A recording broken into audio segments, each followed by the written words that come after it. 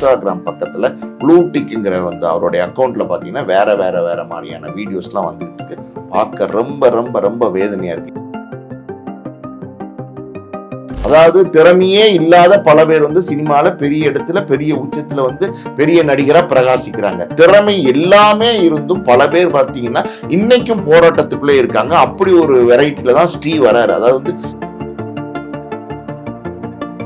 கடுமையான depression, trauma அப்படின்னு சொல்லுவாங்க. அந்த ட்ரோமாக்குள்ள போயிருச்சுன்னா அதுல இருந்து வெளியில வர கஷ்டம். அப்படி வெளியில வர முடியாத ஒரு சூழ்நிலையில ஒருத்தர் தவிக்கிறார். அப்படிப்பட்ட நபர் தான் ஸ்ரீ. டோட்டலா ஸ்ரீ சொசைட்டில இருந்து தன்னை தனிமைப்படுத்திக்கிட்டார் அப்படின்னு தான் நம்ம சொல்லணும். ஒரு வருஷத்துக்கு மேல, கிட்டத்தட்ட ஒரு வருஷம் 2 வருஷம் ஒரே அறைக்குள்ள அவரு ஒரு கட்டில படுத்துக்கிட்டு ஜட்டியோட போட்டோ கொடுத்திருக்காரு. அதுக்கப்புறம் பாத்தீங்கன்னா நிர்வாணமா ஒரு போட்டோ கொடுத்திருக்காரு, வீடியோ கொடுத்திருக்காரு. அதுக்கப்புறம் அவர் முடி எல்லாம் பாத்தீங்கன்னா என்னமோ மாதிரி கலர் பண்ணியிருக்காரு, நிறைய முடி வளர்த்திருக்காரு, பெண்கள் மாதிரியான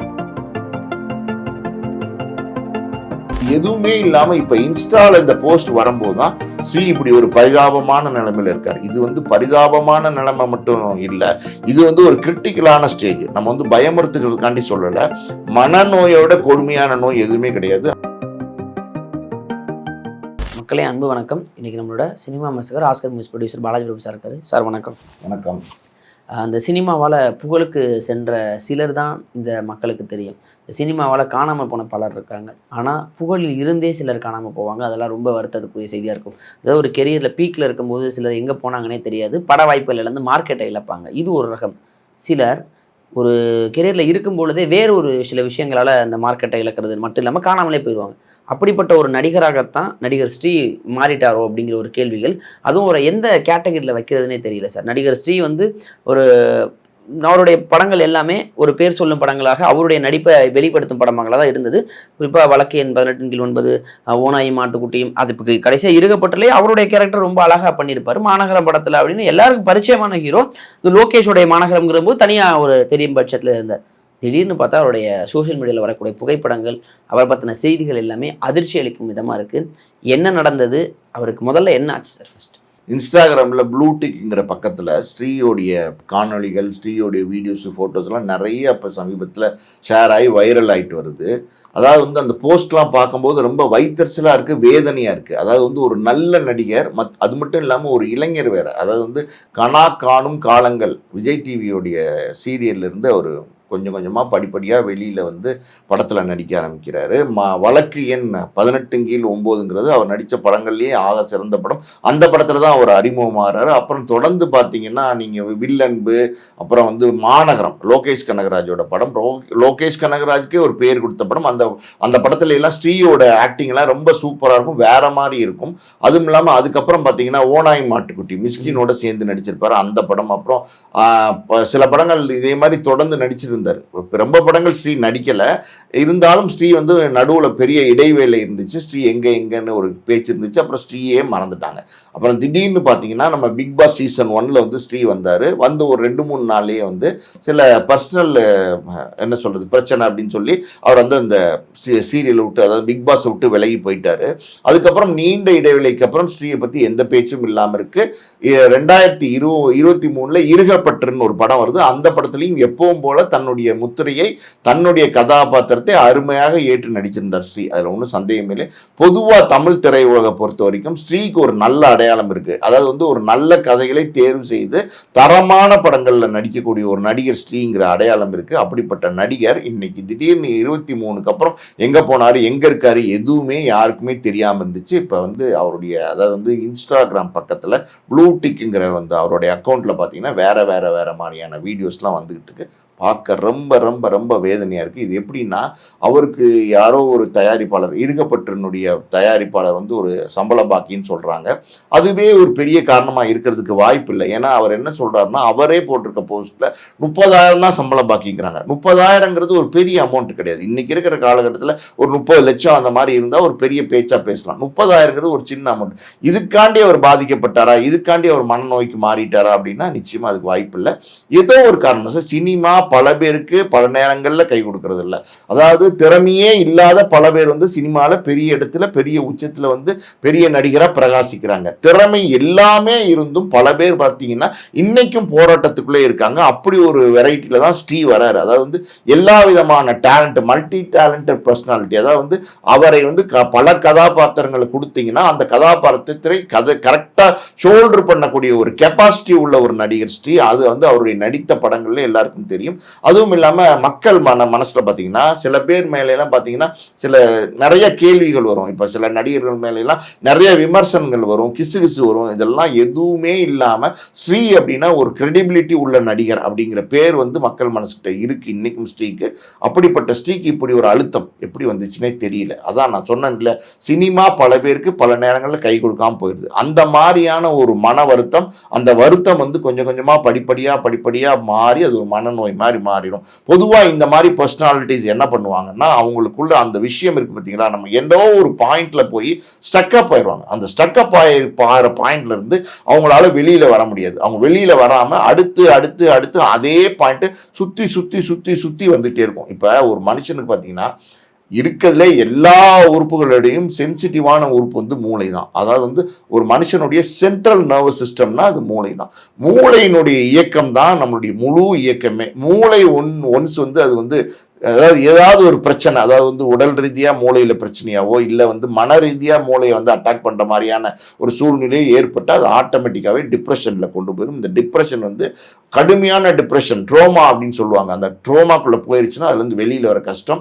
அப்படி வெளியில் வர முடியாத ஒரு சூழ்நிலையில் ஒருத்தர் தவிக்கிறார். அப்படிப்பட்ட நபர் தான் ஸ்ரீ அப்படின்னு நம்ம பார்க்கலாம். இந்த மாதிரியான சூழ்நிலையில் இவர் எப்படி வெளியில் வர வச்சிருக்கலாம்னா, இவருக்கு யாராவது நல்ல நண்பர்கள் இருந்திருக்கணும். இருந்தாங்களா இல்லையான்னு நமக்கு தெரியல. அதுக்கான தகவல் எதுவுமே இல்லை. அதுவும் இல்லாமல் ஏதோ சில காரணங்களால குடும்பத்திலிருந்து வெளியில வந்து தனியாக வாழ்ந்து கொண்டிருக்கிறார் அப்படின்னு சொல்றாங்க. இன்னொரு பக்கம் பார்த்தீங்கன்னா அவர் எங்க இருக்காருன்னே தெரியல அப்படிங்கிறாங்க. இதெல்லாம் பார்த்தீங்கன்னா அதாவது வந்து டோட்டலா வந்து ஸ்ரீ வந்து சொசைட்டிலேருந்து தன்னை தனிமைப்படுத்திக்கிட்டார் அப்படின்னு தான் நம்ம சொல்லணும். ஒரு வருஷத்துக்கு மேல, கிட்டத்தட்ட ஒரு வருஷம் 2 வருஷம் ஒரே அறைக்குள்ள, அவரோட அறையெல்லாம் பார்த்தீங்கன்னா எங்கேயுமே கிளீன் பண்ணாம அங்கேயும் இங்கேயும் தூசியும் துப்பட்டுமா அழுக்கும், அதாவது ஒரு ஆர்டரிங் இல்லாம அப்படி இப்படி இருக்கு. ஒரு பேச்சுலர் ரூம் அப்படிதான் இருக்கும். இருந்தாலும் அவருடைய அறையெல்லாம் பார்த்தீங்கன்னா அதுக்கான அடையாளங்கள் தெரியுது. அவர் ஒரு கட்டிலில் படுத்துக்கிட்டு ஜட்டியோட போட்டோ கொடுத்துருக்காரு. அதுக்கப்புறம் பார்த்தீங்கன்னா நிர்வாணமா ஒரு போட்டோ கொடுத்துருக்காரு, வீடியோ கொடுத்துருக்காரு. அதுக்கப்புறம் அவர் முடியெல்லாம் பார்த்தீங்கன்னா என்னமோ மாதிரி கலர் பண்ணியிருக்காரு, நிறைய முடி வளர்த்துருக்காரு. பெண்கள் மாதிரியான மேனரிசத்தில் சில விஷயங்கள் பண்றாரு, என்னென்னமோ பண்றாரு, புதுசா பண்றாரு. அதாவது வந்து பாய் கேர்லா பாய் லேடியோ என்னமோ சொல்லி ஒரு டேக் ஒன்று போட்டிருக்காரு. அப்புறம் எல்ஜிபிடி கியூ அப்படின்னும் எல்ஜிபிடி கியூ ப்ரைடுங்கிற மாதிரியான ஹேஷ்டேக்ஸ் எல்லாம் போட்டிருக்காரு. இதெல்லாமே வந்து அவர் வந்து என்னமோ சொல்ல வர்றாரு. அவர் வந்து அவருடைய ஜெண்டர்லேயே ஏதோ ஒரு எப்படி சொல்றது, ஒரு சந்தேகம் இருக்குங்கிற மாதிரி, அவருடைய அதாவது மன மாற்றங்கள் இருக்குங்கிற மாதிரி, உடல் ரீதியாக சில மாற்றங்கள் இருக்கிற மாதிரி, என்னென்னமோ ஒரு கன்ஃபியூஷன். மொத்தத்தில் வந்து ஒரு இருட்டு அறைக்குள்ள போராடிக்கிட்டு இருக்கிற மாதிரி ஒரு சூழ்நிலையில தான் இன்னைக்கு ஸ்ரீ இருக்கிறாரு.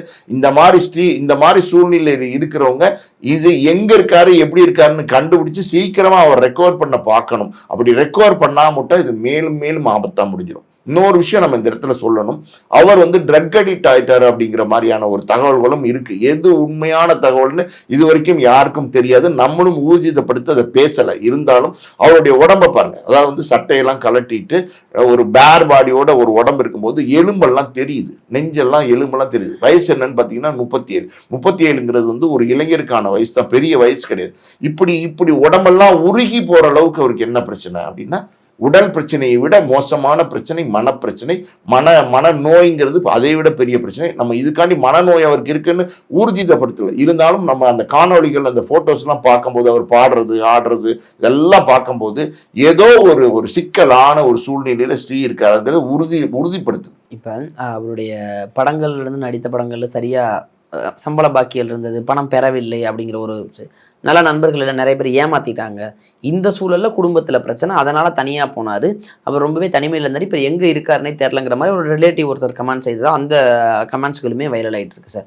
இப்போ இவ்வளோ பிரச்சனைகளுக்கு மத்தியில் வெளியே போனவரை அவர்கள் நண்பர்கள் தொடர்பு கொள்ளலையா, அல்லது சினிமாவில் இத்தனை படங்கள் நடிச்சிருக்காரு, ஒரு பரிச்சயமான நபராக இருந்தார், வேற யாரும் தொடர்பு கொள்ளையா, இந்த தொடர்புல இருந்தே துண்டித்து போய்விட்டாரா, தேடல்னு ஒன்று இருந்திருக்கும். அவர்கள் யாரும் பதில் பேசலை, அவர் நண்பர்கள் யாரும் வாயை திறக்கல, என்ன ஆச்சுன்னு தெரில.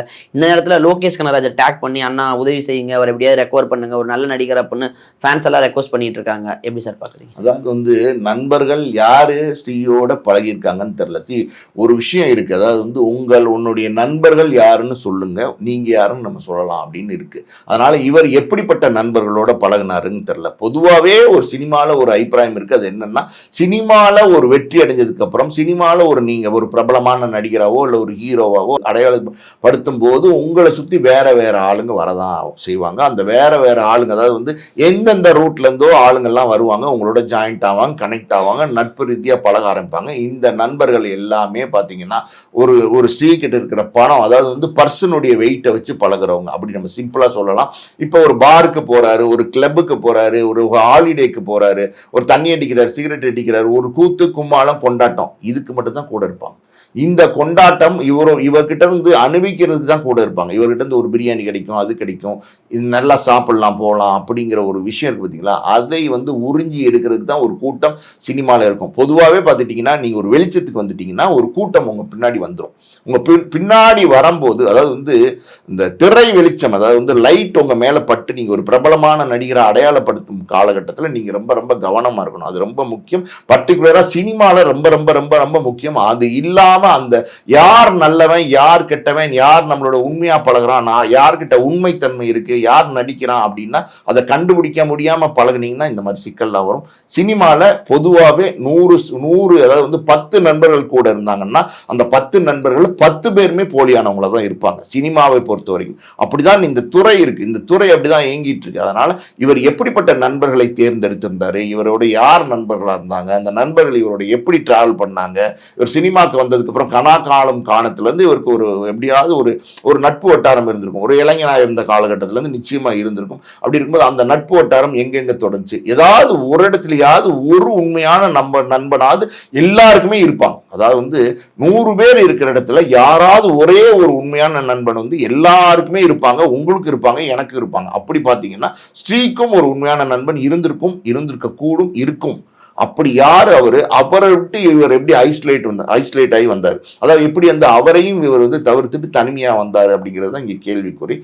இந்த அதான் நான் சொன்னேன்ல, இந்த தனிமை இருக்கு பார்த்தீங்களா, இந்த தனிமை வந்து ரொம்ப கொடுமை. முதல்ல வந்து அவர் அந்த காணொலிகள்லாம் பார்த்தீங்கன்னா, சில வீடியோஸ்லாம் பார்த்தீங்கன்னா அவர் சமைச்சு சாப்பிட்றது, உப்மா பொங்கல் அது இதுன்னு சொல்லி என்னமோ சமைச்சு சாப்பிட்டு இருக்காரு. ஒரு பக்கம் பார்த்தீங்கன்னா சுகியில வாங்கி சாப்பிட்டு இருக்காரு. ஒரு பக்கம் பார்த்தீங்கன்னா முடியெல்லாம் என்னமோ வளர்த்துக்கிட்டு முடியை வளர்த்துக்கிட்டு இருக்காருன்னா கிட்டத்தட்ட இவ்வளவு முடி வளர்த்திருக்காரு. அது வேற ஏதோ ஒரு பேட்டர்ன்ல ஒரு கலர் பண்ணியிருக்காரு. இதெல்லாம் பார்க்கும்போது கிட்டத்தட்ட 1-2 ஆண்டுகளுக்கு மேல அவர் வந்து அந்த அறையை விட்டே வெளியில வரலையோ அப்படிங்கிற சந்தேகங்கள் வருது. இதுதான் உண்மை. ஏன்னா அறையை விட்டு வெளியில வர நபரா இருந்தா வேற யாராவது பார்த்துருப்பாங்க, அடையாளப்படுத்தி இருப்பாங்க, ஸ்ரீ என்ன எப்படி இருப்பாங்கன்றது முன்னாடி கண்டுபிடிச்சிருப்பாங்க. அப்ப வேற ஏதாவது உதவிகள் கிடைச்சிருக்கலாம். இது எதுவுமே இல்லாம இப்ப இன்ஸ்டால இந்த போஸ்ட் வரும்போது தான் ஸ்ரீ இப்படி ஒரு பரிதாபமான நிலைமையில இருக்காரு. இது வந்து பரிதாபமான நிலைமை மட்டும் இல்லை, இது வந்து ஒரு கிரிட்டிக்கலான ஸ்டேஜ். நம்ம வந்து பயமுறுத்துக்கிறதுக்காண்டி சொல்லலை. மனநோயோட கொடுமையான நோய் எதுவுமே கிடையாது. அதை எவ்வளவு சீக்கிரமா நம்ம அடையாளப்படுத்தி சரி பண்ணி அதை கவுன்சிலிங் கொடுத்து சரி பண்றோமோ அவ்வளோ சீக்கிரமா வந்து அதை வந்து உயிருக்கு உத்தரவாதம் இல்லைன்னா ரொம்ப ஆபத்துல கொண்டு போய் விட்டுரும். பார்க்கும்போது ரொம்ப ஒரு எப்படி சொல்றது, பேட் கண்டிஷன்ல இருக்காரு. இப்ப லோகேஷ் கனகராஜ் மாதிரி சில டைரக்டர்ஸ்லாம் வந்து பாப்புலரான டேரக்டர் இருக்காங்க. ஸ்ரீயோட நண்பராக இருந்திருப்பாரு, அந்த காலத்தில் பழகியிருப்பாரு. ஸோ இப்போ வந்து நிறைய நம்மளுடைய ஆடியன்ஸு ரசிகர்கள்லாம் டேக் பண்ணி லோகேஷ் கனகராஜை எப்படியாவது ஹெல்ப் பண்ணுங்க, ஸ்ரீயை கண்டுபிடிங்க அப்படின்லாம் சொல்றாரு. லோகேஷ் எல்லாம் பார்த்தீங்கன்னா இயல்பாக நல்ல எண்ணங்களுடைய ஒரு டேரக்டராக தான் இருக்காரு. இவ்வளோ பெரிய உயரத்துக்கு வந்ததுக்கு அப்புறம் திமிர்த்தனம் அதெல்லாம் எதுவுமே இல்லாத ஒரு இயக்குனராக தான் இருக்காரு.